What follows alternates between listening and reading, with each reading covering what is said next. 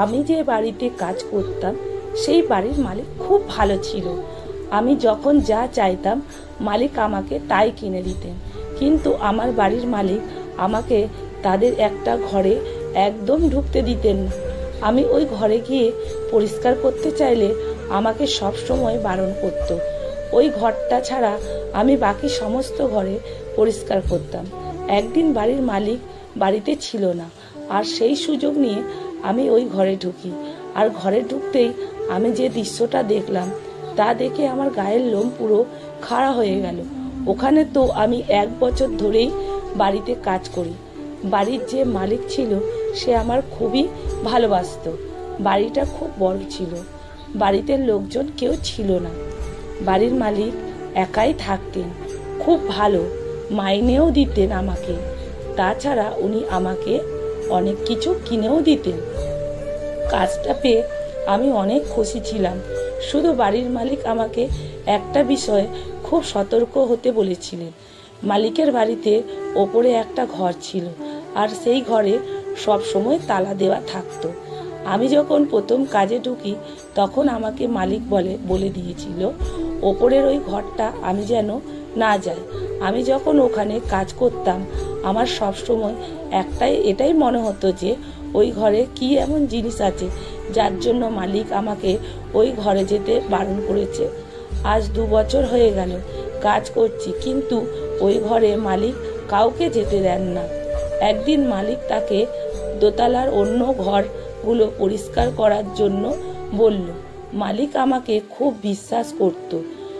এখানে আমি নিজের ইচ্ছা মতন কাজ করতাম, কেউ কিছু বলার মতো ছিল না। কিন্তু আমি মাঝে মাঝে লক্ষ্য করতাম মালিক একা চুপি চুপি ওপরের ঘরে যেত। কিছুক্ষণ থাকার পর ওখান থেকে বেরিয়ে আসতো। আমার মাঝে মাঝেই চোখ পড়তো মালিকের ওপরে, ঘরটা থেকে বেরিয়ে আসছে। তারপর একদিন হঠাৎ মালিক বললেন তার বাইরে কাজের জন্য 2 দিন বাইরে থাকতে হবে। আমায় বলল আমি যখন থাকবো না এই বাড়ির দেখাশোনা সব আমাকেই করতে হবে। তারপর মালিক আমার হাতে ঘরের চাবিটা পুরো তুলে দেয়। আসলে আমি অনেক দিন ধরেই কাজ করছিলাম, আর মালিক আমার খুব বিশ্বাস করত, তাই চাবিটা আমার হাতে তুলে দিয়েছিল। চাবিটা দেওয়ার সময় উনি আর একবার আমাকে মনে করিয়ে দিল যেন ওপরের ঘরে গিয়ে আমি কিছু পরিষ্কার না করি। আমি মালিককে তখন কথা দিলাম আমি খুব ভালো করে আপনার ঘরে দেখাশোনা করব। এই চাকরিটা আমার কাছে ভগবানের দান ছিল। কিন্তু একটা কথা আমাকে খুব চিন্তায় ফেলে দেয়, মালিক কেন চায় না আমি ওপরের ঘরের তলায় যাই? ওই ঘরে কি এমন আছে যে মালিক কাউকে ওপরের ঘরে যেতে দেয় না? আমার খুব জানতে ইচ্ছে করছিল ওই ঘরটায় কি আছে। বাড়ির সব চাবিগুলো এখন আমার কাছে, তার মানে নিশ্চয়ই ওপরের ঘরের চাবিটাও এর মধ্যে আছে। আমার খুব ইচ্ছে করছিল একবার ওই ঘরটায় যেতে আর দেখতে ওখানে কি আছে। কিন্তু আমার ভয় হচ্ছিল যে মালিক যদি জানতে পারে তাহলে আমার চাকরি চলে যাবে, আর আমি এই চাকরি কোনো মতেই হারাতে চাই না।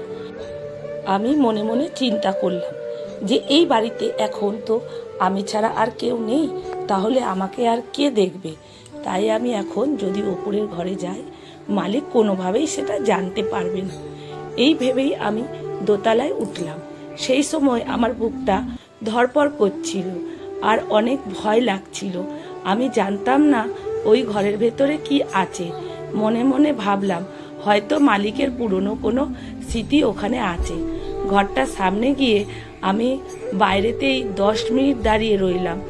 আমার সাহস হচ্ছিল না চাবি খুলে ঘরের ভেতরে ঢোকার, কারণ আমার খুব ভয় লাগছিল মালিক যদি জানতে পারে তাহলে চাকরিটা আমার আর থাকবে না।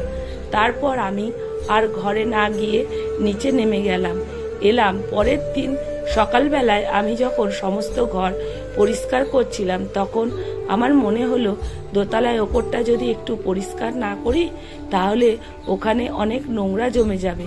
আর ওপরের ঘরটা পরিষ্কার করতে করতে আমি আবার ওই ঘরটার সামনে গিয়ে পৌঁছালাম।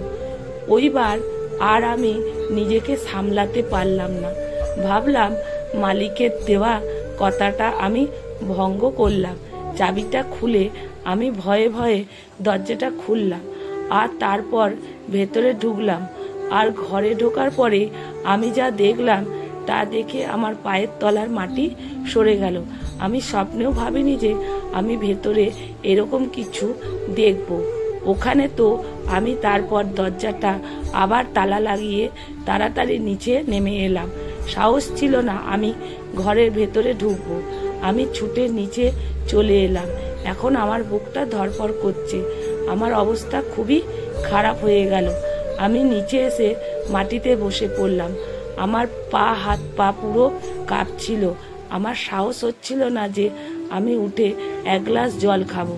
কিছুক্ষণ বসার পর আমি নর্মাল হলাম আর তারপর ভাবতে লাগলাম, মালিক যদি জানতে পারে আমি ওই ঘরে ঢুকেছি তাহলে আমার আর চাকরি থাকবে না। কিন্তু আমি যা ভেতরে দেখেছি তারপরে আমি চুপ করে থাকলে সেটা অনেক বড় পাপ হবে। এখন আমার জানতেই ইচ্ছে করছে মালিক আসলে কে। তারপর আমি মালিককে যে ঘরে থাকতো সেই ঘরটা পুরোপুরি ভালো করে খুঁজলাম। আর খুঁজতে খুঁজতে গিয়ে আমি দেখলাম কিছু যন্ত্রপাতি, যা দেখে পুরোপুরি বোঝাই যাচ্ছে মালিকের কোনো ফ্যাক্টরি আছে। কিন্তু মালিক এত বড় লোক হওয়া সত্ত্বেও মালিকের কোনো পরিবার তার সাথে থাকে না। উনি একা কেন থাকতেন?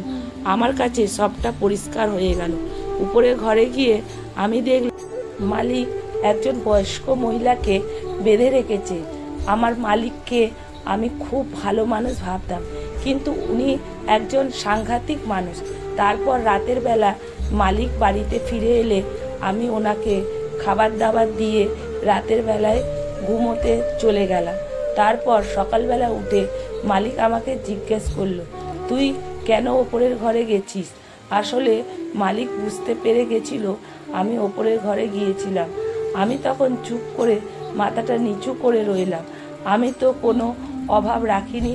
তুমি কেন আমার ঘরে ঢুকে আমার সমস্ত জিনিস ওলট পালট করেছো? আমি আমার জিনিসপত্র খুব সুন্দর রাখি, তুমি সমস্ত জিনিসপত্র ঘাটাঘাটি করেছো। আমি তখন মালিককে বললাম, আপনি আমাকে ওপরে ঘরে যেতে দিতেন না, তাই আমার কৌতূহল হচ্ছিল কি এমন আছে যার জন্য আপনি ও ঘরে যেতে দিতেন না। তাই জন্য আমি ওপরের ঘরটা খুলে গিয়েছিলাম। আপনার ডায়েরিটা পড়ে আমি বুঝতে পেরেছি আপনি একদম ভালো মানুষ না। ভয়ে ভয়ে আমি মালিককে সমস্ত কথা খুলে বললাম। আমার কথাগুলো শুনে মালিক রেগে যাওয়ার বদলে মুচকি হেসে উঠল। মালিক বলল, আমার তোমার এইসব জিনিসগুলো দেখে খুব ভালো লাগলো যে তোমার বিবেকটা এখনো বেঁচে আছে। মালিক তার উপরে আমাকে সত্যি বলল। মালিক 6 বছর বয়সে তার মাকে হারিয়েছিলেন আর তার বাবা আবার নতুন বিয়ে করে এনেছিল, কারণ সে অনেক ছোট ছিল। আমার নতুন মা খুব ভালো করে আমায় খেয়াল রাখতো যখন আমার বাবা আমার সামনে থাকতো, কিন্তু বাবা চলে যাবার পরে আমার ওপর খুব অত্যাচার করত। তাই জন্য কিছুদিন পর বাবা মারা গেলেন। বাবা মারা যাবার পর আগে সমস্ত সম্পত্তি আমার নামে করে গিয়েছিল। বাবা মারা যাবার পর মা আমাকে আরও কষ্ট দিতে শুরু করলো। আমাকে ঘরে বন্ধ করে রাখতো, একবার করে খেতে দিত, স্কুল যাওয়া বন্ধ করে দিয়েছিল, কারোর সাথে মিশতেও দিত না। আমার মা জানতো যে 18 বছর আগে আমার মা কোনো সম্পত্তির মালিক হতে পারবে না। তারপর আমি একদিন জানতে পারলাম আমার মা আমার বাবাকে মেরে ফেলেছে সম্পত্তির জন্য। তখন আমি মাকে আরও ঘৃণা করতে শুরু করলাম। 5 বছর আমি একটা ঘরে বন্দি ছিলাম। আমি যখন 18 বছরে পা দিলাম তখন আমার মা জোর করে আমাকে দিয়ে সম্পত্তি লেখানোর চেষ্টা করেছিল, কিন্তু আমি তাকে কোনো সম্পত্তি দিইনি। তারপর আমি আমার ওই সৎ মাকে ঘরে রেখে দিই, কারণ উনি যদি বাইরে থাকতেন তাহলে উনি আমাকে মেরে ফেলবেন। আর সেটাই তুমি দেখেছো। তাহলে তুমি বলো, আমি কি কিছু ভুল করেছি? লেখা সংগৃহীত, পাঠে অনিতা ভট্টাচার্য। ভিডিওটা যদি ভালো লেগে থাকে বন্ধুরা প্রচুর প্রচুর শেয়ার করবেন। আমার প্রণাম।